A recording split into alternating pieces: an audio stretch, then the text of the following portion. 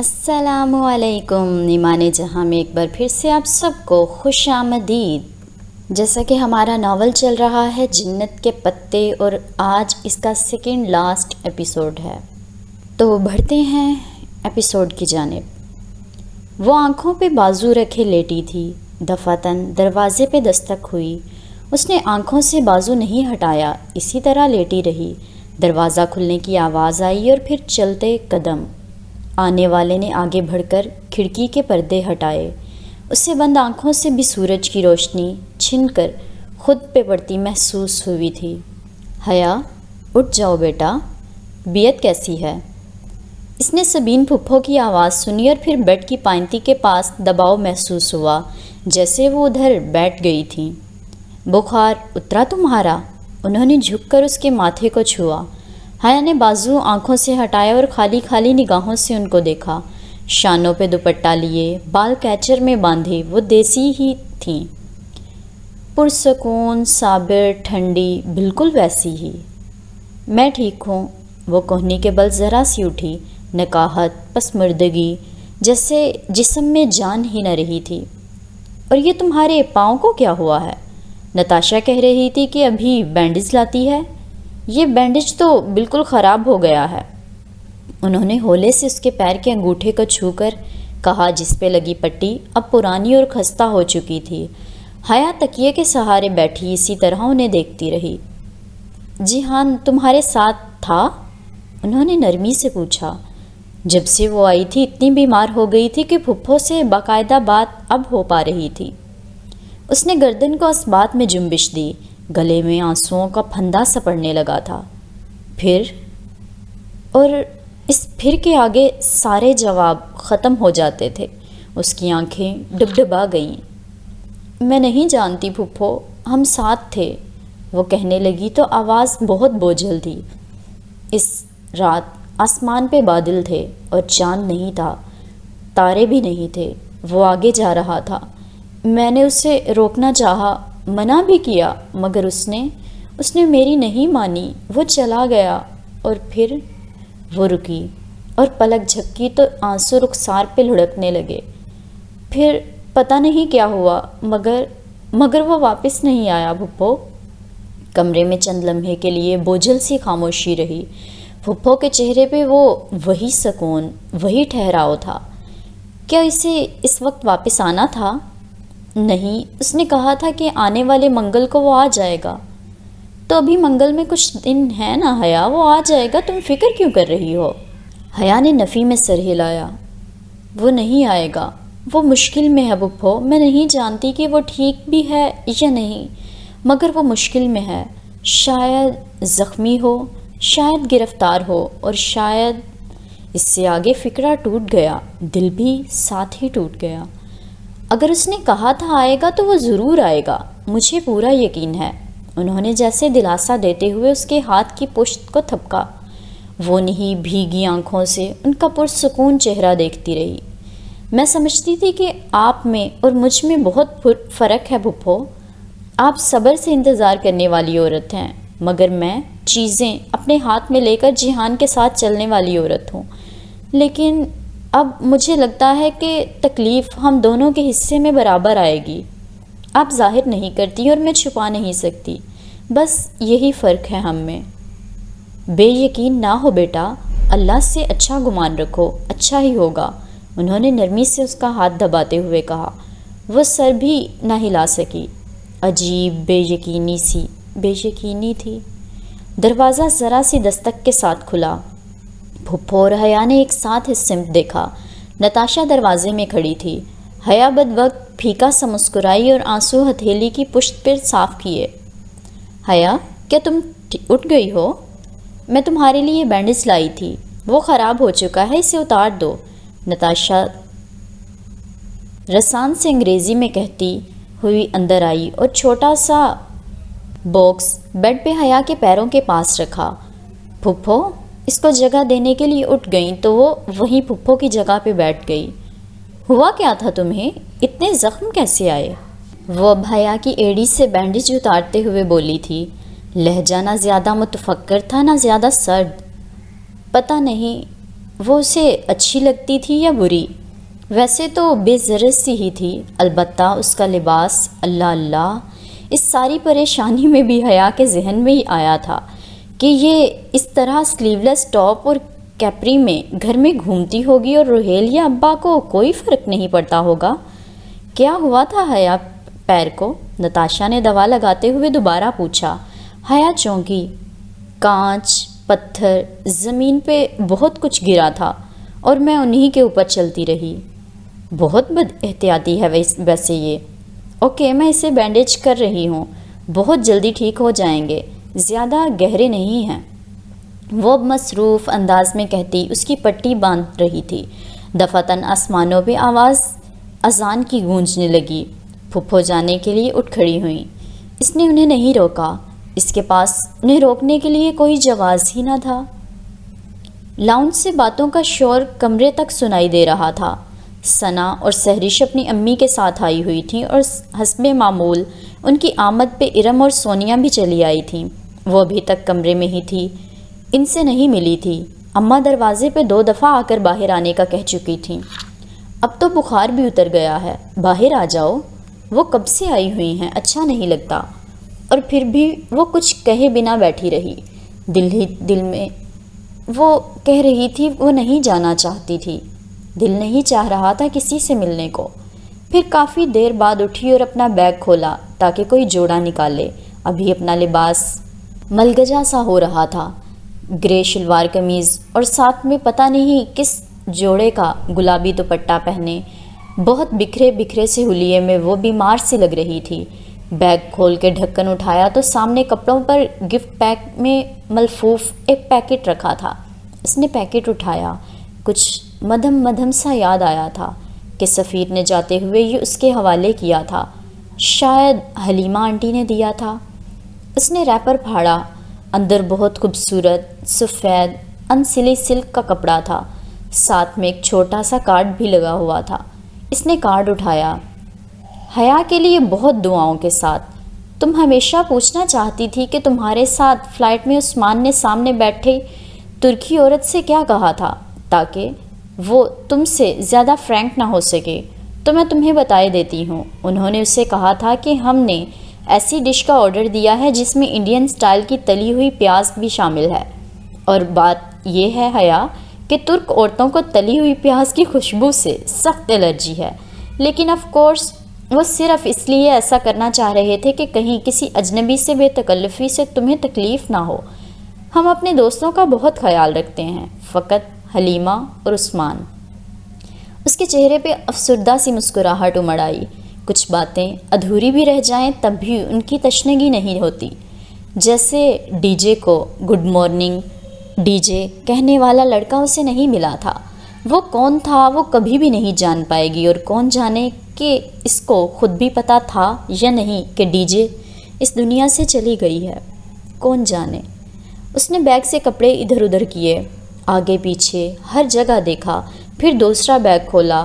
اس کا ونڈ چائم کہیں نہیں تھا، نہ جانے وہ کہاں بھول آئی تھی۔ دل اتنا خراب ہوا اس بات سے کہ وہ لباس بدلے بغیر بال کیچر میں باندھے ہی باہر آ گئی۔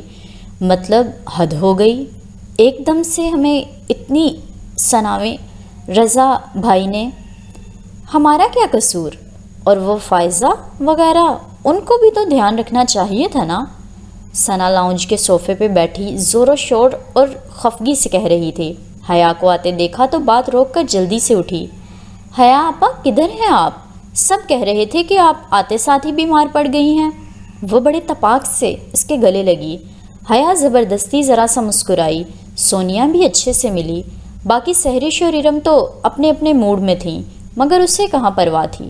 نتاشا اپنے مصروف انداز میں بے نیاز سی صوفے پہ بیٹھی میگزین کے ورق پلٹ رہی تھی۔ تو پھر کیا تم نے فائزہ سے شکایت کی؟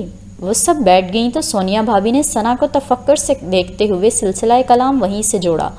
لاؤنج کی وسط میں اس پہ شیشے کے پیالے میں اسٹرابریز بھی رکھی تھیں، درمیان سے کٹی ہوئی سرخ رسیلی اسٹرابریز۔ سہرش بات سنتے سنتے ایک ایک پھل کھا رہی تھی۔ ہاں آج جا کر فون کرتی ہوں فائزہ باجی کو، حد ہے۔ پھر حیا کو دیکھ کر ثنا وضاحت کرنے لگی۔ فائزہ بجی نے پتہ ہے کیا کیا؟ کیا؟ حیا نے اسی کے انداز میں دہرایا۔ اسے کوئی دلچسپی نہ تھی۔ فائزہ ارسل کی بہن تھی اور ارسل وہ تھا جس کے ولیمے کی رات تایا ابا نے اس کی بے عزتی کی تھی۔ فائزہ باجی نے ارسل بھائی کے ولیمے کی تصویریں فیس بک پہ لگا دیں۔ چلو اپنی لگاتی خیر تھی، مگر ہماری ٹیبل کی بھی 3 تصویریں البم میں لگا دیں اور پرائیویسی پبلک رکھی تھی۔ رضا بھائی نے دیکھا اور پھر ہمیں ہی سنانے لگے، اب فائزہ باجی سے پوچھو کہاں گئے ان کے ایتھکس، یہ کہ کسی اور کی تصویریں یوں ہی لگا دیں۔ وہ بس خاموشی سے ثنا کو دیکھتی رہی۔ اس کا ذہن کیلس کی سرحد سے آگے نہیں جا رہا تھا۔ آپ کی تصویر بھی تھی، ثنا نے اسے یاد کر کے بتایا۔ اس پہ وہ ذرا سا چونکی۔ مگر آپ کی تو خیر ہے، آپ نے تو لپیٹ کر دوپٹہ لیا ہوا تھا نا، پتہ ہی نہیں چل رہا تھا کہ کون ہے، مگر میری تو اچھی خاصی کلاس لے لی بھائی نے۔ وہ سخت رنجیدہ تھی، غالباً ان کے گھر آتے ہوئے ہی رضا سے ان کا ٹاکرا ہوا تھا۔ ہاں، حیا کا دوپٹہ نہ ہوا، سلیمانی چگا ہوا۔ ارم ذرا سی ہنسی۔ حیا نے نگاہ پھیر کر اسے دیکھا۔ وہ ہاتھ میں پکڑی شیشے کی پلیٹ میں رکھی اسٹرابریز کو کانٹے میں پھنسا رہی تھی۔ پھر کانٹا منہ میں لے جاتے ہوئے اس نے حیا کو دیکھا۔ حیا کی نگاہوں میں کچھ تھا کہ ارم بے اختیار دوسری طرف دیکھنے لگی۔ ایک تو پتہ نہیں ہمارے بھائیوں کو اپنے دوستوں کا اتنا خوف کیوں ہوتا ہے۔ ایسے ہم سارے زمانے میں بغیر دوپٹے کے گھومتی رہیں تب کچھ نہیں ہوتا، لیکن اگر بھائی کی یونیورسٹی کے سامنے کار میں بھی گزرو تو بس ہاتھ اندر کرو، سر پہ دوپٹہ لو، میرا کوئی دوست گزر رہا ہو تو دیکھنا نہیں۔ اف! ثنا رضا کی نقل کرتے ہوئے بولی تو سہرش ہنس دی۔ ارم فقط مسکرائی، پھر اس نے حیا کو دیکھا۔ وہ ابھی تک خاموش مگر گہری نظروں سے ارم کو دیکھ رہی تھی۔ ارم ذرا جزبز ہو کر دوبارہ ثنا کو دیکھنے لگی۔ جہان نہیں آیا تمہارے ساتھ حیا؟ سہرش نے بات کا رخ پھیرا تو حیا نے نگاہیں اس کی طرف پھیریں، پھر ہلکا سا نفی میں سر ہلایا۔ نہیں، اس کا لہجہ سپاٹ تھا۔ اچھا، تم تو کہہ رہی تھی کہ وہ تمہارے ساتھ آئے گا۔ معصوم سا سوال تھا مگر اسے بہت زور سے چبھا۔ سونیا نے بے چینی سے پہلو بدلا۔ اسے یقیناً سہرش کا لہجہ اچھا نہیں لگا تھا۔ کہا تھا مگر ایسا ہو نہیں سکا۔ اس نے فقط یہی کہا، کوئی صفائی نہیں، کوئی دلیل نہیں، کوئی منہ توڑ جواب نہیں۔ اب تو کسی بات کا دل نہیں چاہتا تھا۔ اچھا؟ سہرش نے ذرا سے شانے اچکاتے ہوئے آگے ہو کر ایک اسٹرابری اٹھائی۔ حیا نے سرخ پھلوں سے بھرے پیالے کو دیکھا۔ سرخ رسیلا پھل، سرخ جوتے، بیسن کے کنارے پہ لگا خون کا سرخ قطرہ۔ اس کا دل ابھر آیا۔ وہ ایک دم اٹھی اور تیزی سے کمرے کی طرف گئی۔ سب نے چونک کر اسے دیکھا تھا۔ نتاشا اسی طرح بے نیاز سی میگزین کے صفحے پلٹ رہی تھی۔ حیا باجی، آپ کا فون ہے۔ وہ اپنے کمرے میں لیپ ٹاپ کے سامنے عائشہ کو میل لکھ رہی تھی جب نور بانو نے دروازے سے جھانک کر صدا لگائی۔ وہ اچھا کہہ کر سینڈ کا بٹن دبا کر اٹھی اور باہر آئی۔ زندگی میں نا امیدی اتنی بڑھ گئی تھی کہ فون کی گھنٹی پہ بھی چونکنا چھوڑ دیا تھا۔ میجر احمد اسے لینڈ لائن پہ کبھی بھی کال نہیں کرتا، سو اسے دلچسپی نہ تھی کہ کس کا فون ہے۔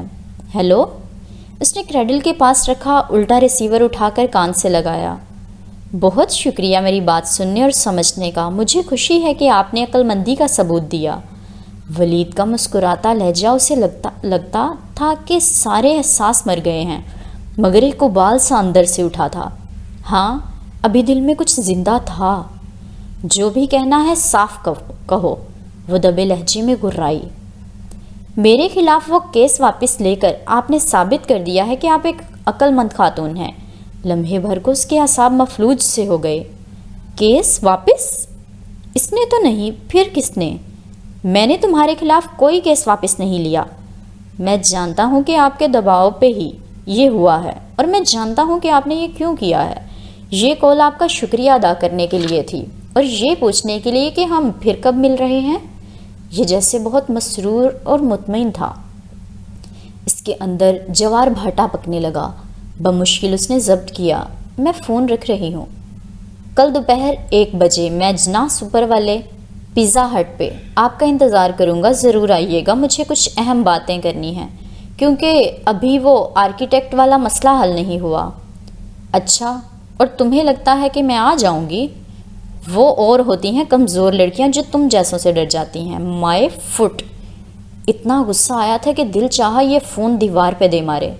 آپ کو آنا ہوگا حیا میڈم، یاد رکھیں وہ ویڈیو میرے پاس ہے، اگر آپ نہیں آئیں تو میں آپ کے گھر آ کر وہ ویڈیو آپ کے ہی ٹی وی پہ چلا کر دکھاؤں گا، اور یہ میرا وعدہ ہے۔ اس کے لہجے کی صفاقی حیا کا دل لرز کر رہ گیا، مگر جب بولی تو آواز مضبوط تھی۔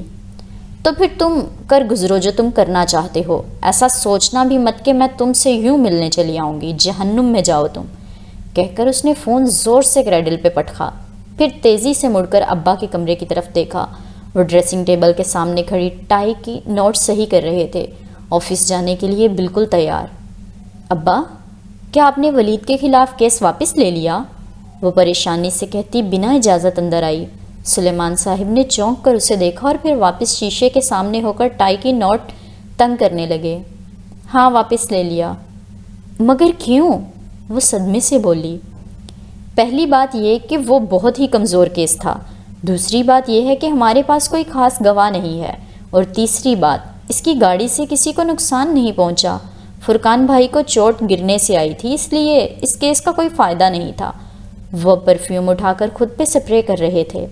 بیماری نے ان کو پہلے سے کافی کمزور کر دیا تھا، لیکن اب وہ دن بدن روح بصحت تھے۔ مگر ابا، آپ جانتے ہیں کہ اس نے مجھے ٹکر مارنے کی کوشش کی۔ حیا، میں اسے صرف اسی طرح نہیں چھوڑوں گا۔ آرکیٹیکٹ کے ساتھ مل کر جو اس نے بے ایمانی کی ہے، اس پہ میں اسے آڑے ہاتھوں لوں گا۔ تھوڑا انتظار تو کرو۔ لیکن ابا کی بات کے برعکس ان کا لہجہ غیر سنجیدہ لگ رہا تھا۔ وہ مزید سنے بغیر بھاگتی ہوئی باہر آئی۔ چند ہی لمحوں بعد وہ تایا فرقان کے گھر تھی۔ تایا ابا اور سائمہ تائی ڈرائنگ روم میں اکیلے ناشتہ کر رہے تھے۔ لڑکے کام پر تھے، سونیا اور ارم بھی ساتھ نہ تھیں۔ تایا ابا، وہ پریشانی سے ان کے پاس آئی۔ آؤ حیا، طبیعت کیسی ہے؟ وہ ہموار لہجے میں بولے، ساتھ ہی کرسی کی طرف اشارہ کیا۔ پہلے جیسی محبتیں بھی نہیں، مگر پچھلے کچھ عرصے والی رکھائی بھی نہیں، درمیانہ سا انداز۔ تایا ابا، آپ لوگوں نے ولید کے خلاف کیس کیوں واپس لے لیا؟ وہ بے چینی سے وہیں کھڑے کھڑے بولی۔ سائمہ تائی اس کے لہجے پہ بے اختیار پلٹ کر اس سے دیکھنے لگیں۔ میں نے نہیں لیا، تمہارے ابا نے لیا ہے، اور وہ اتنے غلط بھی نہیں ہیں۔ کیس کمزور ہے، وقت اور پیسے ضائع کرنے کا فائدہ؟ مگر اس طرح تو وہ اور بھی شیر ہو جائے گا، وہ سمجھے گا کہ حیا، ہم سب ٹھیک ہیں، چوٹ مجھے لگی تھی، جب میں سمجھوتا کرنے پہ مجبور ہوں تو پھر؟ تایا ابا بھی شاید ولید کے خلاف کسی سخت کارروائی کے حق میں نہ تھے۔ کاروباری سیاستیں، اف! اور آرکیٹیکٹ والا کیس؟ دیکھو، ہم اس کو کھلم کھلا تو ڈیل نہیں کر سکتے، کمپنی کے ساکھ کو نقصان پہنچ سکتا ہے، مگر تمہارے ابا اس سے ضرور نپٹیں گے، سب ٹھیک ہو جائے گا، تم فکر نہ کرو۔ وہ جانتی تھی کہ اب اس سے کوئی نہیں نپٹے گا۔ وہ اسے صرف اور صرف اس آرکیٹیکٹ والے کیس کا ڈراوا دے رہے تھے تاکہ اس کو سیدھا کر کے رکھ سکیں۔ شطرنج، بساط، سیاست۔ آپ نہیں سمجھیں گے، اس نے تعصب سے نفی میں سر جھٹکا۔ حیا، جہان نہیں آیا؟ سائمہ تائی نے ان کی گفتگو کو اختتام پذیر ہوتے دیکھا تو نہ رہ سکیں۔ اللہ اللہ، پھر وہی سوال؟ اس کے اعصاب ڈھیلے پڑ گئے۔ وہ نہیں آ سکا تائی، آواز بھی دھیمی پڑ گئی۔ تو کب آئے گا؟ تمہارے ابا اور اماں تو چاہ رہے تھے کہ تمہارا نکاح بھی روہیل کے ولیمے کے ساتھ اناؤنس کریں، مگر تائی نے ہنکارا بھر کر بات ادھوری چھوڑ دی۔ وہ نامکمل معنی خیز کیے بغیر پلٹ گئی۔ تایا ابا اس وقت اخبار کی طرف متوجہ ہو چکے تھے۔ ہر کوئی پوچھتا تھا کہ وہ نہیں آیا، کوئی یہ کیوں نہیں پوچھتا تھا کہ وہ کیوں نہیں آیا۔ سب اپنے مفاد کی بات پوچھتے تھے۔ جہان کو تو کسی کی فکر نہ تھی، جہان کی تو کسی کو فکر نہ تھی۔ اس کی میل پہ عائشہ کا جواب آ گیا تھا۔ اس نے کہا تھا کہ وہ شام میں آن لائن ہوگی، تب وہ دونوں بات کریں گی۔ وہ عائشہ سے کیا بات کرنا چاہتی تھی وہ نہیں جانتی تھی، بس وہ اپنا دکھ اور اضطراب کسی سے بانٹنا چاہتی تھی۔ کسی سپاہی کی بیوی ہو کر دنوں، ہفتوں، مہینوں اس کا صبر سے انتظار کرنا کتنا تکلیف دہ ہوتا ہے، وہ اب جان پائی تھی۔ کیسی ہو؟ اسکرین پہ عائشہ کا شفاف خوبصورت چہرہ دکھائی دے رہا تھا۔ وہ کمپیوٹر کے سامنے ریوالونگ چیئر پہ بیٹھی تھی اور بات کرتے ہوئے وہ شیشے کی ننھی پیالی سے ترک چائے کے گھونٹ بھر رہی تھی۔ مجھے نہیں پتا میں کیسی ہوں، وہ اداسی سے بولی تھی۔ ملگجے لباس اور کیچر سے بندھے بالوں میں حیا بہت کمزور اور افسردہ سی لگ رہی تھی۔ کیا ہوا اناتولیا، اچھا نہیں لگا؟ عائشہ نے حیرت آمیز مسکراہٹ کے ساتھ پیالی سائڈ پہ رکھی۔ کپادوکیا وسطی اناتولیا میں واقع تھا۔ نہیں، بہت اچھا لگا، وہ پھیکا سا مسکرائی۔ بہاری بتا رہی تھی تم لوگ انقرہ بھی گئے تھے، کیا اس کے جانے کے بعد تم نے انقرہ دیکھا یا واپس آ گئی؟ میں کیلس چلی گئی تھی، اس کے لبوں سے پھسلا۔ چائے کی پیالی اٹھائی، عائشہ ذرا چونکی تھی۔ اچھا، کس دن گئی تم کیلس؟ اتوار کو گئی تھی، منگل کی دوپہر واپس آ گئی۔ اب چھپانے کا فائدہ کیا تھا؟ عائشہ چند لمحے کچھ سوچتی رہی تھی۔ پیالی اس کے ہاتھ میں تھی مگر وہ اسے لبوں تک لے جانا بھول گئی تھی جیسے۔ کیا بارڈر وہاں سے بہت قریب پڑتا ہے؟ ہاں، بہت قریب۔ اس کی نگاہوں کے سامنے پھر سے وہی رات گھوم گئی، وہ خوفناک برستی بارش والی رات۔ تو کیا بارڈر کی ساری خبریں کیلس میں لوگوں کو مل جایا کرتی ہیں؟ کس قسم کی خبریں عائشہ؟ اس نے اچنبھے سے اسکرین کو دیکھا۔ مطلب جو لوگ اللیگل بارڈر کراس کرتے ہیں ان کی گرفتاری کی خبریں۔ کیا منگل کی صبح تم نے کوئی ایسی خبر سنی تھی؟ وہ بہت سوچ سوچ کر بول رہی تھی اور لمحے بھر کے لیے حیا کو لگا اس کا سانس رک گیا ہے۔ وہ اپنی بہن کی جاسوس ہے، ساری باتیں اس کو بتاتی ہوگی۔ تمہارا موبائل تمہارے پاس تھا بہارے؟ کیا تم لوگ کیلس جاؤ گے؟ عبد الرحمن کیلس کا نام لے رہا تھا۔ حیا، عائشہ نے اسے پکارا۔ وہ چونکی، کڑیاں سے کڑیاں ملائیں۔ تو کیا عجیب سا خیال ذہن میں ابھر رہا تھا۔ نہیں، یہ نہیں ہو سکتا۔ عائشہ کسی کو، پولیس کو کیوں بتائے گی؟ مگر پھر وہ بارڈر کی گرفتاری کے بارے میں سننے میں اتنی دلچسپی کیوں رکھتی تھی؟ ہاں، پیر اور منگل کی درمیانی رات وہ بارڈر کراس کر رہا تھا عائشہ، مگر سیکیورٹی اہلکار اس کے انتظار میں تھے۔ وہ گرفتار ہوا یا مارا گیا میں نہیں جانتی، مگر میں اتنا جانتی ہوں کہ وہ اس کا انتظار میں تھے، کیونکہ تم نے ان کو بتا دیا تھا، ہے نا؟ پتہ نہیں کیسے یہ سب اس کے منہ سے نکلا۔ لاشعوری میں جڑتی کڑیاں مل کر ایک ایسی زنجیر بنا گئی تھی جس نے اس کے گلے میں پھندا سا ڈال دیا تھا۔ عائشہ لمحے بھر کو خاموش ہو گئی۔ حیا کو لگا وہ انکار کر دے گی مگر وہ جھوٹ نہیں بول سکتی تھی۔ ہاں، میں نے کال کی تھی اور یہ میرا فرض تھا۔ اگر مجھے یہ معلوم ہو کہ ایک قومی مجرم قانون توڑنے جا رہا ہے تو مجھے سیکیورٹی فورسز کو بتانا چاہیے تھا۔ وہ بے یقینی سے عائشہ کو دیکھ رہی تھی۔ وہ کتنے آرام سے یہ سب کہہ رہی تھی کہ اسے یہ نہیں معلوم تھا کہ وہ کیا کہہ رہی تھی۔ مرحبا حیا، بہارے کہیں پیچھے سے آئی اور بہن کے کندھے سے جھول کر چہک کر اسکرین میں دیکھا۔ حیا نے جواب نہیں دیا، وہ ابھی تک عائشہ کو دیکھ رہی تھی۔ عبد الرحمن مجرم نہیں تھا عائشہ، وہ مجرم نہیں تھا۔ چائے کا گھونٹ بھرتے بھرتے عائشہ گل ٹھہری۔ اس کی آنکھوں میں اچنبھا ابھرا۔ عبد الرحمن کا کیا ذکر؟ تم؟ حیا نے لب کھولے مگر رک گئے۔ اس کے اندر ابلتا غصہ، بے یقینی، سب کچھ رک گیا۔ کہیں کچھ غلط تھا۔ تم نے عائشہ، ہم عبد الرحمن کی بات کر رہے ہیں جسے میں نے کیلس میں کھو دیا ہے۔ بے بسی سے اس نے کہنا چاہا۔ بہارے کبھی عائشہ کو دیکھتی اور کبھی اسکرین کو۔ چائے کی پیالی بے اختیار ایک طرف رکھتے ہوئے وہ سیدھی ہوئی۔ اس کی آنکھوں میں ابھری حیرت اب بے یقینی میں بدل گئی تھی۔ عبد الرحمن کیلس میں کیا کر رہا تھا؟ تم جانتی ہو وہ کیا کر رہا تھا؟ تم نے سیکیورٹی کو بتایا اس کے بارڈر کراسنگ کا؟ حیا، وہ کیلس میں نہیں تھا، اسے انقرہ سے جرمنی جانا تھا۔ وہ کیلس کیوں گیا؟ تم جانتی ہو وہ کیلس میں تھا عائشہ، تمہیں بہارے نے بتایا تھا، مجھے معلوم ہے۔ جذبات کی شدت سے اس کی آواز بلند ہو گئی۔ بہارے گل، تم جانتی تھی؟ عائشہ نے بے یقینی سے اپنی بہن کو دیکھا۔ وہ بے ساختہ سہم کے پیچھے ہوئی۔ میں نے کچھ نہیں کیا، سب مجھے ایسے کیوں دیکھتے ہیں؟ اس کی آنکھیں ڈبڈبا گئیں۔ وہ منگل کی رات بارڈر کراس کرنے جا رہا تھا، کیا یہ تمہیں بہارے نے نہیں بتایا؟ وہ بارڈر کراس کرنے جا رہا تھا؟ نہیں حیا، یہ نہیں ہو سکتا۔ عائشہ ابھی تک بے دم بخود رہ گئی تھی۔ میں نے اس کے بارے میں کسی کو نہیں بتایا، میں کچھ نہیں جانتی، میں نے کچھ نہیں کہا، میں نے تو نسو فخری کے بارے میں بتایا تھا، سیکیورٹی کو۔ اس نے بارڈر کراس کرنا تھا منگل اور پیر کی درمیانی شب۔ وہ جہان تھا عائشہ جس کے بارے میں تم نے ان کو بتایا، اور تم نے کال ہی کیوں کی سیکیورٹی کو؟ وہ دبی دبی چلائی تھی۔ اس رات کے زخم، بارود کی بو، روشنی کے گولے، سب پھر سے تازہ ہو گیا تھا، کیونکہ مجھے عبد الرحمن نے ایسا کرنے کو کہا تھا۔ وہ بے بسی سے بولی تھی۔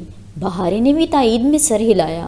میری بہن سچ کہہ رہی ہے، میں نے ان کی باتیں سنی تھی چرچ میں، اور حیا کو لگا وہ اگلا سانس نہیں لے سکے گی۔ عائشہ، تمہارا فون بج رہا ہے۔ آنے کے پکارنے پہ وہ چونکی، گود میں رکھا موبائل جانے کب سے بج رہا تھا۔ بہارے نمبر لکھا تھا، محبت سے بہت۔ اس نے اٹھایا، سبز بٹن دبا کر فون کان سے لگایا۔ السلام علیکم۔ اس نے مسکرا کر سلام کیا۔ وعلیکم السلام، کیسی ہو؟ ایران سے ہزاروں کلومیٹر دور وہ ہلارا وادی کے چرچ میں کھڑا بہارے کو فون کو کان سے لگائے کہہ رہا تھا۔ ساتھ ہی اس نے پلٹ کر دیکھا۔ چرچ کے کھلے دروازے سے بیرونی سیڑھیاں نظر آ رہی تھیں جو پہاڑ کے نیچے تک جاتی تھیں۔ حیا ابھی نماز پڑھ کر نہیں آئی تھی، اور بہارے کے پرس سے فون پہلے سے نکال کر اس نے اسے تصویریں کھینچنے چرچ کی اوپری منزل پہ بھیجا تھا۔ میں ٹھیک ہوں، تم سناؤ، ترکی والے کیسے ہیں؟ اس کی مسکراہٹ اور بھی خوبصورت ہو گئی۔ طمانیت کے سارے رنگ آنکھوں میں اتر آئے۔ بہت دن بعد اس نے عبد الرحمن کی آواز سنی تھی۔ عائشہ، یاد ہے تم نے کہا تھا کہ تم مجھے ایک فیور دو گی؟ وہ چرچ کی چوکھٹ میں کھڑا سیڑھیوں کو ہی دیکھ رہا تھا۔ حیا کے آنے سے پہلے اسے بات ختم کرنی تھی۔ ہاں، بتاؤ کیا ہوا؟ تم ترکی کے سب سے بڑے بارڈر کے بارے میں کیا جانتی ہو؟ کون سا بارڈر؟ ترکی اور شام کا؟ دوسری جانب وہ چونکی تھی۔ ہاں، اس بارڈر کو ایک قومی مجرم اس منگل کی رات کراس کرے گا، غیر قانونی طور پر۔ ایسے میں تمہیں کچھ کرنا چاہیے۔ چند لمحے کی خاموشی کے بعد غالباً وہ کسی اور جگہ آ گئی تھی۔ وہ بولی، ہاں کہو پھر، میں سن رہی ہوں۔ ترکی کا تم پہ قرض ہے عائشہ۔ اپنے دل سے پوچھو کہ اگر تمہیں معلوم ہو جائے کہ ایک مجرم، ترکی کا ایک قومی مجرم غیر قانونی طور پہ سرحد پار کر رہا ہے تو تمہیں کیا کرنا چاہیے؟ عائشہ خاموش رہی تھی۔ وہ آواز مزید دھیمی کرتے ہوئے بولا، تمہیں بارڈر سیکیورٹی فورس کے کمانڈرز کو فون کرنا چاہیے۔ تمہیں ان کو بتانا چاہیے سب کچھ، تاکہ وہ اسے گرفتار کر سکیں۔ مگر نہیں عائشہ گل، یہ کیسے کرے گی؟ عائشہ گل تو کچھ نہیں کر سکتی۔ ذرا اونچا بولو، اتنا آہستہ مجھے سمجھ نہیں آ رہا۔ کیا کوئی آس پاس ہے؟ وہ برا مان کر ذرا خفگی سے بولی، جیسے آخری فکرے کو نظر انداز کرنا چاہ رہی تھی۔ میں نہیں چاہتا کہ کوئی سنے۔ تم یہ سب لکھ لو، اور کمانڈرز کا نمبر بھی۔ پھر وہ اسے تمام ضروری باتیں بتاتا گیا اور وہ لکھتی گئی۔ انہیں تمہاری کال ٹریس کرنے میں 90 سیکنڈ لگیں گے۔ تم نے 80ویں سیکنڈ کال کاٹنی ہے۔ تم یہ کرو گی نا؟ تم نے مجھ سے وعدہ کیا تھا۔ اور تبھی اس کو اپنی پشت پہ آہٹ کا احساس ہوا۔ وہ تیزی سے پلٹا۔ اندر چرچ کی سیڑھیوں پہ حرکت سی ہوئی تھی۔ کوئی آ گیا ہے، بعد میں کال کروں گا۔ اس کا مرحبا سننے سے قبل ہی وہ سبک رفتاری سے آگے آیا اور سیڑھیوں کی اوٹ میں کھڑی بہارے گل کا کان پکڑ کر باہر نکالا۔ میں ابھی آئی تھی، واللہ میں نے کچھ نہیں سنا۔ چھوٹی بلی بوکھلا گئی تھی، مگر وہ لب بھینچے برہمی سے اسے چرچ سے باہر لایا تھا۔ تو تم میری باتیں سن رہی تھیں؟ تمہیں تمہاری بہن نے سکھایا نہیں کہ کسی کی باتیں چھپ کر نہیں سنتے؟ میری بہن کو کچھ مت کہو۔ جو تم نے سنا ہے، اگر وہ تم نے حیا کو بتایا تو تم مجھ سے برا کوئی نہیں ہوگا بہارے، وہ دبے دبے غصے سے کہہ رہا تھا۔ اور اگر تم نے اپنی بہن کو بتایا کہ میں نے یہ بات حیا کو بتانے سے منع کیا ہے تو میں واقعی بہت برا پیش آؤں گا۔ سیڑھیوں پہ ٹک ٹک کی آواز گونجنے لگی۔ وہ اوپر آ رہی تھی۔ جہان نے بہارے کو موبائل واپس کیا، جسے اس نے جلدی سے اپنے پرس میں ڈال دیا۔ اگر تم نے میری بات نہ مانی بہارے، میں نے کچھ نہیں سنا۔ وہ رہانسی سی ہو گئی۔ حیا تب تک اوپر پہنچ چکی تھی۔ اس نے یہ سب کہا؟ وہ بے یقینی سے اسکرین پہ نظر آتی بہارے اور عائشہ کو دیکھ رہی تھی۔ ہاں، میری بہن سچ کہہ رہی ہے، میں نے خود سنا تھا۔ تم نے یہ سب سنا تھا؟ اور وہ سمجھتی رہی کہ شاید اس نے اس کی اور جہان کی باتیں سنی تھی، مگر وہ تو اردو میں بات کر رہے تھے، وہ سن بھی لیتی تو اس کو سمجھ نہیں آنا تھا۔ اس نے ان کی باتیں سنی ہی نہیں تھیں۔ وہ ایک دفعہ پھر ایک طرف کی کہانی سے نتیجہ اخذ کر گئی تھی۔ اس نے اپنی مخبری خود کروائی، اس نے خود کو گرفتار خود کروایا، مگر کیوں؟ اس سارے قصے کو کوئی سینس نہیں بنتا تھا۔ وہ حیران تھی، پریشان بھی تھی۔ تمہیں کیسے پتا کہ وہ گرفتار ہو گیا ہے؟ عائشہ نے بے چینی سے پوچھا۔ میں نے خود دیکھا تھا۔ وہ حیا کے الفاظ لبوں پہ ٹوٹ گئے۔ اس نے کیا دیکھا تھا؟ ہیولے، دھواں، روشنی کے گولے، ایک طرف کی کہانی۔ مجھے نہیں پتا میں نے کیا دیکھا تھا، مجھے نہیں پتا۔ وہ بے بسی سے نفی میں سر ہلانے لگی۔ پھر ایک دم جھماکے سے اسے یاد آیا جہان کے جوتوں کا رخ۔ جب وہ اٹھا تھا تو اس کے جوتوں کا رخ بائیں جانب تھا، حالانکہ وہ سرحد کی طرف منہ کیے کھڑا تھا۔ کیا وہ سرحد کی طرف نہیں جا رہا تھا؟ وہ بائیں جانب جا رہا تھا، مگر بائیں طرف کیا تھا؟ پلیز تمہیں جب بھی کچھ پتہ لگے مجھے ضرور بتانا، اگر اسے میری وجہ سے کچھ ہوا تو میں ساری زندگی خود کو معاف نہیں کروں گی۔ عائشہ بہت فکر مند، بے چین سی ہو گئی تھی۔ حیا نے دھیرے سے اس بات میں سر ہلایا۔ عائشہ کو تسلی دینے کے لیے ایک لفظ بھی اس کے پاس نہ تھا۔ سرحد کی وہ رات اور ہراکلیتس کی دائمی آگ سے اٹھتے دھوئیں کے مرغولے، سب پھر سے ذہن میں تازہ ہو گیا تھا۔ اس نے دیوار پہ لگے کیلنڈر کی تاریخوں کو ایک دفعہ پھر سے دیکھا۔ ابھی اس نے سرخ پین سے آج کی تاریخ یعنی ہفتے کا دن کاٹا تھا۔ اب مزید 2 روز باقی تھے، پھر منگل تھا۔ پین رکھ کر وہ ڈریسنگ ٹیبل تک آئی اور آئینے میں خود کو دیکھا۔ ڈوبتی امید کے درمیان اس کا دل بننے سنور رہا تھا۔ تیار ہونے کسی بھی چیز کو دل نہیں چاہ رہا تھا۔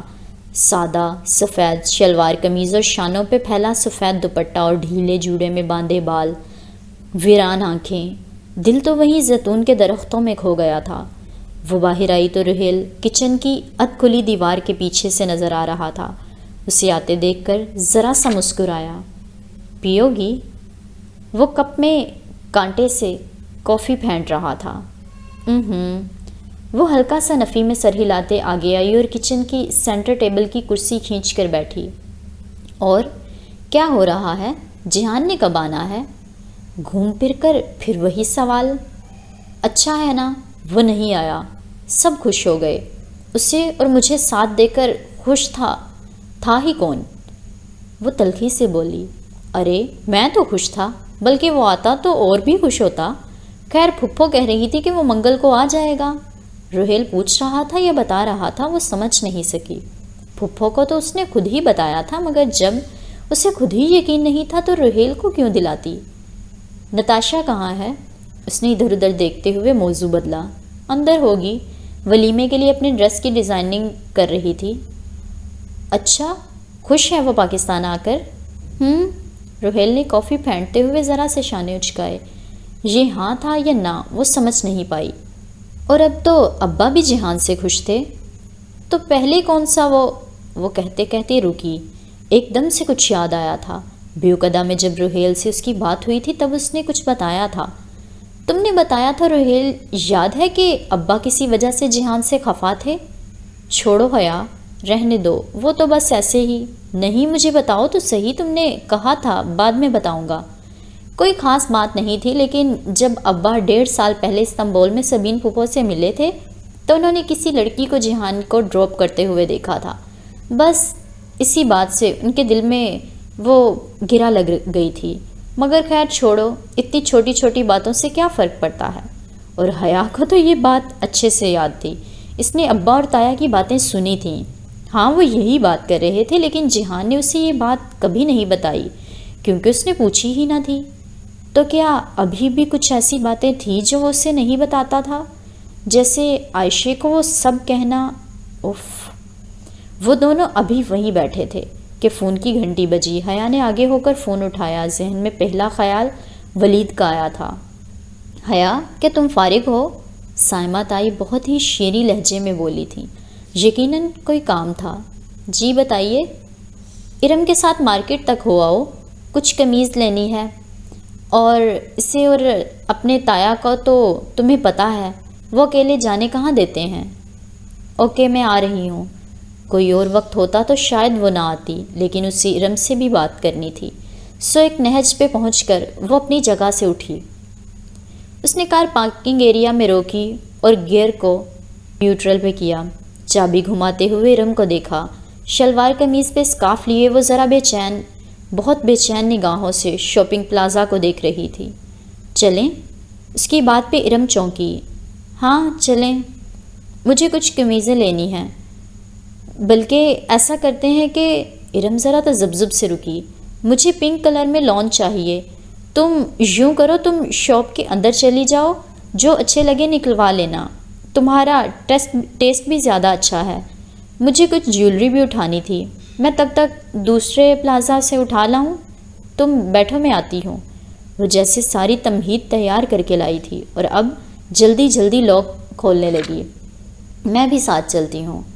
نہیں خیر ہے، تمہاری طبیعت ٹھیک نہیں ہے، تمہیں یوں کیوں تھکاؤں؟ بس 10 منٹ تو لگیں گے۔ ارم اگر تمہیں یوں اکیلے جانا ہے تو پہلے اپنے ابا سے پوچھ لو۔ اس نے کہنے کے ساتھ ہی اپنے موبائل پہ تایا کا نمبر ملایا اور کال کر کے بٹن پہ ہاتھ رکھے مگر دبائے بغیر اسکرین ارم کو دکھائی۔ دروازے کو کھولتا ارم کا ہاتھ ٹھہرا، آنکھوں میں الجھن اور پھر غصہ در آیا۔ تمہیں کیا لگتا ہے میں کسی لڑکے سے ملنے جا رہی ہوں؟ نہیں، مجھے لگتا ہے تم ولید سے ملنے جا رہی ہو۔ اس نے بغور ارم کو دیکھتے ہوئے رسان سے کہا۔ ایک لمحے کے لیے ارم کے چہرے کا رنگ بدلا، اس نے تھوک نگلا، مگر پھر وہ جی کڑا کر کے بولی، اور اگر جا بھی رہی ہو تو کیا کر لو گی تم؟ میں اکیلی گھر چلی جاؤں گی اور کسی کو کچھ بھی نہیں کہوں گی۔ پھر جب تم تنہا ہوگی تو سب کو خود ہی وضاحت دو گی۔ میں تمہارے لیے قربانی کا بکرا کیوں بنوں ہمیشہ؟ میں کسی سے نہیں ڈرتی حیا، وہ تو مجھے معلوم ہے۔ تم نے جو میری ویڈیو دینے کی حرکت کی ہے، اس سے تو پتہ چل گیا تھا کہ تمہیں اللہ کا خوف بھی نہیں ہے۔ کون سی ویڈیو؟ ارم نے ابرو اٹھائی۔ چہرے کا بدلتا رنگ گواہی دے رہا تھا کہ یہ حرکت اسی نے کی تھی۔ فون پہ بھلے وہ جتنی مضبوطی سے بات کر لے، سامنے کی بات اور ہوتی ہے۔ تمہیں بھی پتا ہے اور مجھے بھی پتا ہے کہ میں کس ویڈیو کی بات کر رہی ہوں۔ تم نے اس طرح کرنے سے پہلے اتنا بھی نہیں سوچا کہ اس میں تمہاری بھی بدنامی ہوگی؟ وہ دکھ سے ارم کو دیکھتے ہوئے بولی۔ گاڑی کے شیشے آدھے کھلے تھے، اس کے باوجود باہر کے شور سے بے نیازو وہ دونوں ایک دوسرے کو دیکھ رہی تھیں، حیا دکھ اور ارم تلخی سے۔ میری زیادہ فکر کرنے کی ضرورت نہیں ہے تمہیں، میری جتنی بدنامی تم نے کروانی تھی کروا لی۔ ارم، تم ولید سے وہ ویڈیو واپس لے لو۔ اس نے التجا نہیں کی تھی، بس قطعیت سے کہا تھا۔ اچھا، یہ چاہتی ہو تم؟ اور اگر میں نہ لوں تو؟ ارم کے چہرے پہ کڑوی سی مسکراہٹ تھی۔ تو تم نتیجے کی ذمہ دار خود ہوگی، اور اگر میں اس شرط پہ لوں گی، ابا کے سامنے جا کر تم کہو گی کہ میں اس رات تم سے ہی بات کر رہی تھی اور وہ تمہارا ہی کوئی جاننے والا تھا جس نے ابا کے فون کرنے پہ فون اٹھایا تھا، تو کیا تم ایسا کر لو گی؟ حیا چند لمحے بہت دکھ سے اسے دیکھتی رہی۔ یو نو وٹ، تم اور ولید ایک جیسے ہو۔ جب خود پھنسے ہوئے ہوتے ہو تب بھی تمہیں لگتا ہے کہ دوسروں کو اپنے اشاروں پہ نچا سکتے ہو۔ میں ایسا کبھی نہیں کروں گی۔ تو پھر ٹھیک ہے حیا، کرنے دو ولید کو اس ویڈیو کے ساتھ جو وہ کرنا چاہتا ہے۔ چند لمحے دونوں کے درمیان ایک تلخ سی خاموشی حائل رہی۔ حیا سوچتے ہوئے ونڈ اسکرین کے پار دیکھتی رہی۔ کسی طرح اسے ارم کو کنونس کرنا تھا کہ ولید سے وہ ویڈیو لے لے، کسی بھی طرح۔ ارم، میری بات سنو، اس میں تمہارا پارٹ بھی ہے، صرف میں نہیں، تم بھی بدنام ہو جاؤ گی۔ پہلی دفعہ ارم کے چہرے پہ ایک مطمئن سی مسکراہٹ ابھری۔ آر یو شیور حیا کہ اس میں میرا بھی پارٹ ہے؟ اور حیا سن سی رہ گئی۔ اس کا مطلب تھا کہ ارم نے اپنا پارٹ ایڈٹ کر دیا تھا اور وہ ان کاموں میں بہت اچھی تھی۔ اس سے پہلے یہ خیال کیوں نہیں آیا کہ وہ ایسا بھی کچھ کر سکتی تھی؟ تو تم نے صرف مجھے بے عزت کرنے کے لیے یہ سب کچھ کیا؟ ارم، تم مجھ سے اتنی نفرت کرتی ہو؟ وہ جو اتنی دیر سے سپاٹ لہجے میں بات کر رہی تھی، اب کہ اس کی آواز میں شدید صدمہ در آیا تھا۔ ہاں کرتی ہوں، اور مجھے تمہارے اس برقعے سے بھی نفرت ہے۔ ہمیشہ تمہاری وجہ سے مجھے ابا سے باتیں سننی پڑتی تھیں۔ ارم ایک دم پھٹ پڑی تھی۔ جب روہیل بھائی امریکہ گئے اور تم یونیورسٹی، تو تم ایک دم ماڈرن ہو گئی۔ ابا تمہیں کچھ نہیں کہہ سکتے تھے، سو انہوں نے مجھ پہ روک ٹوک زیادہ کر دی کہ کہیں میں تمہارے جیسی نہ بن جاؤں۔ تمہاری وجہ سے مجھ پہ سختیاں بڑھیں اور اب میں تنگ آ گئی ہوں اس زبردستی کے اسکارف سے۔ میرا بس چلے تو میں اس شہر کی ساری اسکارف شاپس کو آگ لگا دوں۔ نہیں کرنا مجھے اسکارف۔ کیوں کرتے ہیں ابا اتنی سختی؟ وہ ایک دم رونے لگی تھی۔ تو پھر کیا کریں؟ وہ سختی نہ کریں تو کیا اپنی بیٹیوں کو کھلا چھوڑ دیں کہ جو مرضی کرو؟ ایسا نہیں ہو سکتا ارم۔ ہاں ٹھیک ہے، ان کو ذہن سازی بھی کرنی چاہیے، انہیں اسکارف کے لیے پہلے کنونس کرنا چاہیے، مگر ارم ان کی نیت تو ہمیشہ اچھی تھی نا۔ اس نے سمجھانے کی کوشش کی۔ ارم کے آنسوؤں سے اس کا دل ذرا پگھلا تھا۔ تمہیں زیادہ ابا کی وکالت کرنے کی ضرورت نہیں ہے۔ اگر تمہیں شاپنگ نہیں کرنی تو ٹھیک ہے، چلو گھر، مجھے نہیں جانا کہیں۔ وہ آنسو پونچھتی ایک دم بہت تلخی سے کہتی سیدھی ہوئی۔ حیا نے افسوس سے اسے دیکھا۔ دل میں جو نرم گوشہ بننے لگا تھا وہ فوراً مٹ گیا۔ آخر وہ بھول ہی کیسے گئی تھی کہ ارم نے ولید کو وہ ویڈیو دے دی تھی۔ اتنا بڑا دھوکہ اس نے حیا کے ساتھ کیا تھا۔ اس نے افسوس سے سر جھٹکا اور انگیشن میں چابی گھمائی۔ کار کے انجن میں حرارت پیدا ہوئی۔ ارم بھیگی نگاہوں سے شیشے کے پار دیکھ رہی تھی۔ اسے اب بھی اپنی ہی فکر تھی، اپنا اسکارف، اپنے ابا کی سختیاں، اپنی مجبوریاں۔ اسے اب بھی حیا کی یا اس ویڈیو کی کوئی فکر نہیں تھی۔ منگل آیا، صبح ہوئی، دوپہر چڑھی، شام اتری اور رات چھا گئی۔ وہ نہیں آیا۔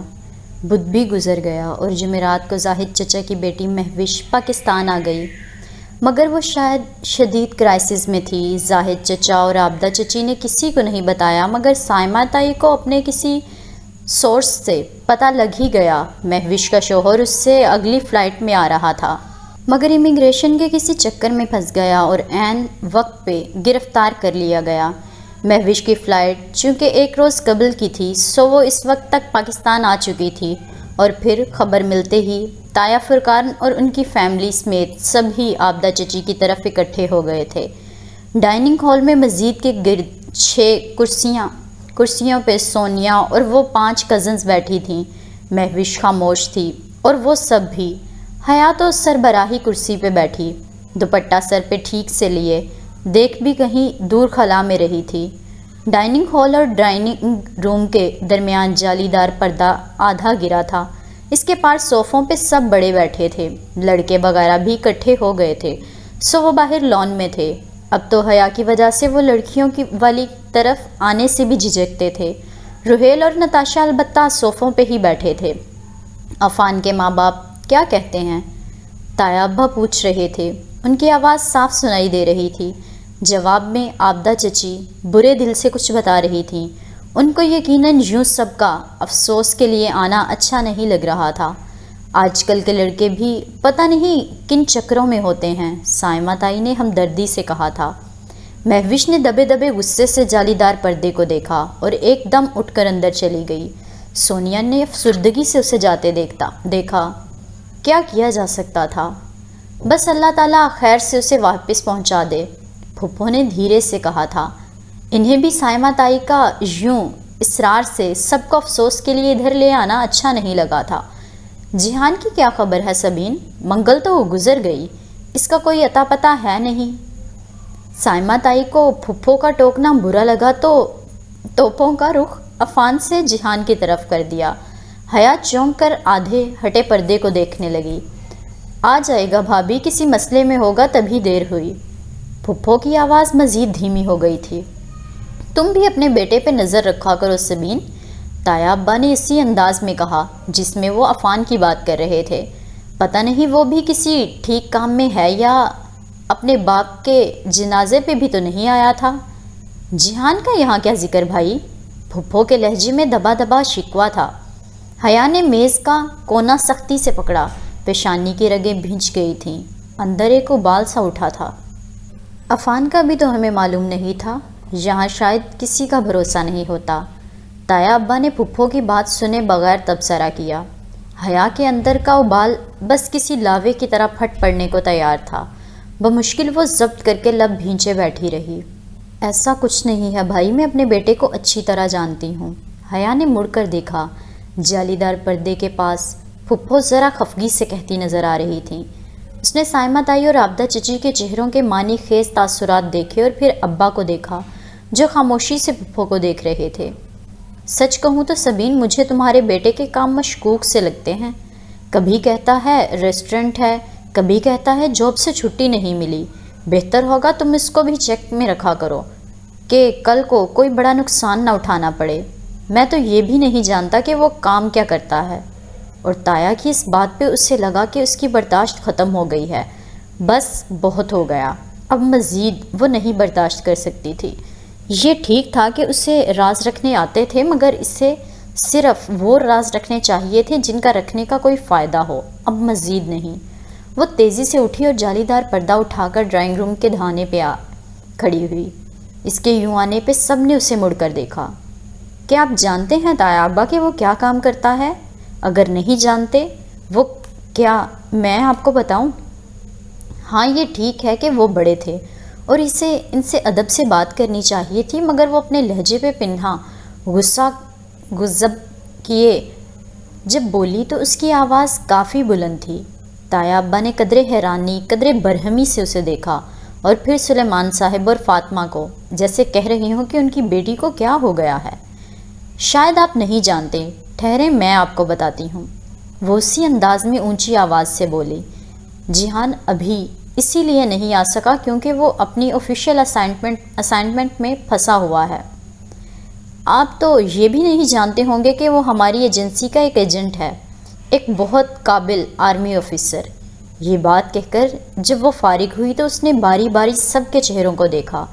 تایا ابا، سائمہ تائی، زاہد چچا، عابدہ چچی، سب حیران سی نظروں سے اسے دیکھ رہے تھے، جیسے انہیں سمجھ میں نہیں آیا کہ اس نے کیا کہا ہے۔ آہستہ آہستہ اس کے الفاظ ان کے ذہنوں میں ٹھہرنے لگے اور ان کے معنی ان کے سامنے عیاں ہونے لگے۔ Army officer, agent.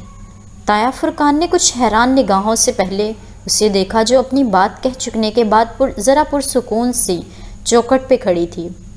پھر سبین پھپھو کو دیکھا جو خاموشی سے صوفے پہ بیٹھی تھیں، مگر ان کی آنکھوں کا سکون اس بات کا غماز تھا کہ انہیں حیا کی اس بات سے خوشی ہوئی ہے۔ ضروری تو نہیں تھا نہ کہ سب کچھ جیحان آ کے بتاتا، انہیں شاید جیحان نے منع کر رکھا تھا، سو انہوں نے بیٹے کا مان بھی رکھا تھا، لیکن حیا کے اس عمل سے جیسے ان کو ڈھیروں سکون مل گیا تھا۔ وہ ہماری ایجنسی کے لیے کام کرتا ہے؟ سائمہ تائی شوق سے بولی۔ کیا وہ آرمی آفیسر ہے؟ کیا واقعی؟ جی تائی، یہ سچ ہے، وہ سینے پہ بازو لپیٹے بہت اعتماد سے کہہ رہی تھی۔ ہر دفعہ انسان کو اپنے لیے جنگ نہیں لڑنی ہوتی، کئی دفعہ دوسروں کے لیے بھی لڑنی پڑتی ہے، اور وہ اس وقت وہ کر رہی تھی۔ اس نے بہت عرصہ یہ بات اپنے تک رکھی، آپ لوگوں کو نہیں بتائی، اس لیے نہیں کہ وہ آپ کو اپنا نہیں سمجھتا۔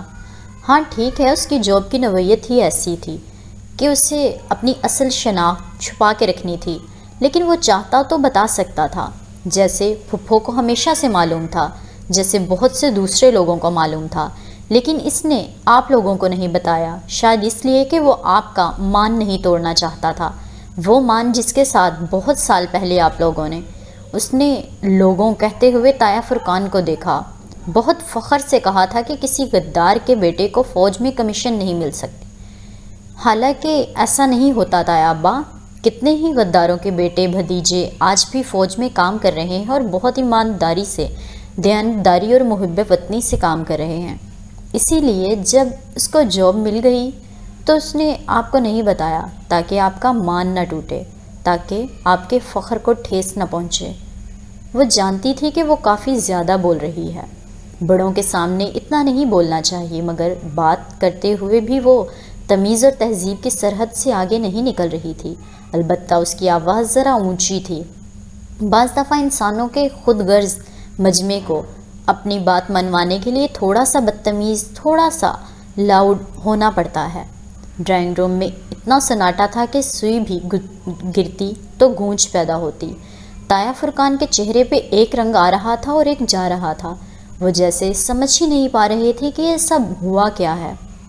نتاشا روہیل سے دھیمی آواز میں کچھ پوچھ رہی تھی اور وہ آہستہ سے جواب میں کچھ بتا رہا تھا۔ نتاشا اس کی بات سن کر ذرا سا مسکرائی اور فاتحانہ نگاہوں سے اسے دیکھا اور کہا، آئی گیسڈ سو۔ ڈرائنگ روم میں موجود نفوس میں وہ واحد تھی جسے اس خبر نے بہت محظوظ کیا تھا۔ کیا کرتا ہے وہ آرمی میں؟ کیا رینک ہے اس کا؟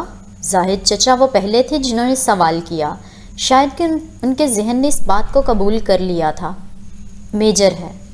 اس سے پہلے کہ وہ جواب دیتی، جواب کسی اور نے دیا۔ نہ اس نے نہ پھپھو نے۔ حیا بے اختیار چونکی۔ سلیمان صاحب۔ اب حیران ہونے کی باری اس کی تھی۔ اس کے لب ذرا سے کھل گئے اور آنکھوں کی پتلیاں پھیل گئیں۔ ابا کو پتہ تھا؟ ابا کو کب سے پتہ تھا؟ اس نے پھپھو کی طرف دیکھا، وہ بھی حیران ہوئی تھیں۔ کیا تمہیں معلوم تھا؟ تایا فرقان کو جھٹکا لگا۔ جی، کافی عرصے سے پتہ تھا۔ انہوں نے کہتے ہوئے حیا کو دیکھا، جیسے کہہ رہی ہوں کہ تم وہ واحد نہیں ہو جسے یہ بات معلوم تھی۔ میں اس شہر میں رہتا ہوں اور میرے اپنے بھی سورسز ہیں۔ مجھے کافی عرصے سے پتہ تھا اور مجھے اس پہ اسی بات کا غصہ تھا کہ کیا تھا اگر وہ ہمیں بتا دیتا۔ ہم اس کے اپنے تھے، دشمن تو نہیں تھے۔ حیا نے بے اختیار روہیل کی طرف دیکھا۔ روہیل نے اس بات میں سر ہلایا۔ تو یہی بات تھی جس لیے ابا اس سے برگشتہ رہتے تھے۔ وہ کسی لڑکی کا معاملہ نہیں تھا، وہ یہ بات تھی۔ روہیل کو بھی پتہ تھا، ابا کو بھی پتہ تھا، نتاشا کو شک تھا۔ بس ایک وہی بے وقوف تھی جو 3 مہینے اس کے پزل باکس کی پہیلیاں ڈھونڈتی رہ گئی۔ کاش وہ ان سب سے پہلے پوچھ لیتی۔ حیرت ہے، تایا فرقان بمشکل کہہ پائے۔ وہ بھی تک بے یقین تھے۔ اسے کبھی تو چاہیے تھا کہ وہ ہمیں بتا دے۔ مجھے پتہ نہیں۔ وہ بتانا چاہتا تھا مگر اس کی جاب کی کچھ مجبوریاں تھیں کہ وہ نہیں بتا سکا۔ آپ تو جانتے ہیں کہ ایسی جاب میں مشکل ہو جاتی ہے۔ بہرحال اس کی طرف سے میں آپ سے معافی مانگ لیتی ہوں، سبین پھپھو نے بہت سکون سے کہا تھا۔ ان کے چہرے سے ظاہر نہیں ہوتا تھا کہ مگر وہ مطمئن تھیں، بہت مطمئن۔ تمہیں کس نے بتایا؟ فاطمہ ابھی تک حیران تھیں۔ کبھی اسے دیکھتی، کبھی سلیمان صاحب کو، جیسے سمجھ نہ پا رہی ہوں کہ انہیں اس بات پہ خوش ہونا چاہیے یا نہیں۔ جیہان نے اسے مجھے ہی بتانا چاہیے تھا نا؟ اس نے شانے اچکاتے ہوئے جواب دیا۔ بس وہ ایک جواب ہر جواب پہ بھاری ہو گیا۔ سائمہ تائی، عابدہ چچی کی مانی خیز نگاہوں، طنز و طانے کے نشتروں، ہر شے کو اپنا جواب مل گیا تھا۔ وہ واپس پلٹی تو دیکھا ڈائننگ روم میں موجود لڑکیاں اسے انہی ششدر حیران نگاہوں سے دیکھ رہی تھیں۔ ہاں، خبر بڑی تھی مگر جلد ہی وہ اسے قبول کر لیں گی۔ اگر وہ آیا تو پتہ نہیں وہ اس کے ساتھ کس قسم کا سلوک کریں گے، مگر وہ آئے تو صحیح۔ کب آئے گا؟ وہ یہ بالکل نہیں جانتی تھی، البتہ وہ یہ جانتی تھی کہ اس جنگ میں جیہان اکیلا نہیں ہوگا، وہ ہمیشہ اس کے ساتھ ہوگی۔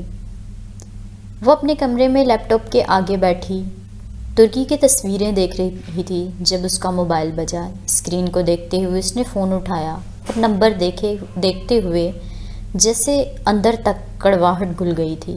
ولید، جانے یہ کب اس کی جان چھوڑے گا۔ چند لمحے وہ جلتی بجھتی اسکرین دیکھتی رہی، اٹھائے یا نہیں، مگر اس آدمی سے کچھ بعید نہیں تھی، اٹھانا ہی پڑے گا۔ اس نے سبز بٹن دبا کے فون کان سے لگایا۔ ہیلو، میں تمہارے گھر کے باہر ہوں، کیا تم 5 منٹ میں باہر آ سکتی ہو؟ اس کا دل جیسے کسی نے مٹھی میں لے کر دبایا تھا۔ کیا؟ تم ادھر کیا کرنے آئے ہو؟ وہ حیران پریشان سی کھڑی ہوئی، پھر کمرے سے باہر نکلی۔ وہ بیرونی دروازے کی طرف نہیں بلکہ سیڑھیوں کی طرف جا رہی تھی۔ میں نے تم سے کہا تھا کہ مجھے تم سے بات کرنی ہے۔ وہ آرکیٹیکٹ والا مسئلہ ابھی حل نہیں ہوا اور میں جانتا ہوں تم اس سے حل کروا دو گی۔ میں اس دن پیزا ہٹ میں ویٹ کرتا رہا مگر تم نہیں آئی، اور اب میرا خیال ہے کہ وہ وقت آ گیا ہے جب تمہیں میری بات کو سنجیدگی سے سننا چاہیے، اور میں نے تمہیں کہا تھا کہ میں نہیں آؤں گی۔ تم مجھے کیا سمجھتے ہو؟ تمہارا خیال ہے کہ میں تمہاری ان دھمکیوں سے ڈر جاؤں گی؟ گرو اپ ولید، لہجے میں سختی رکھتے ہوئے وہ تیزی سے سیڑھیاں چڑھ رہی تھی۔ اس نے ٹیرس کا دروازہ کھولا اور تیزی سے باہر آئی۔ میں نے فون تمہاری یہ سب باتیں سننے کے لیے نہیں کیا۔ تم باہر آؤ، مجھے تم سے ضروری بات کرنی ہے۔ بس 5-10 منٹ لگیں گے، اوکے؟ کال کاٹ دی گئی تھی۔ اس نے شوق زدہ انداز میں بند فون کو دیکھا اور پھر تیزی سے آگے آئی۔ چھت پہ کونے پہ کھڑے جھولے کے پیچھے سے اس نے منڈیر پہ جھانکا۔ باہر رات سیاہ تھی، کہیں کہیں اسٹریٹ پول جل رہے تھے۔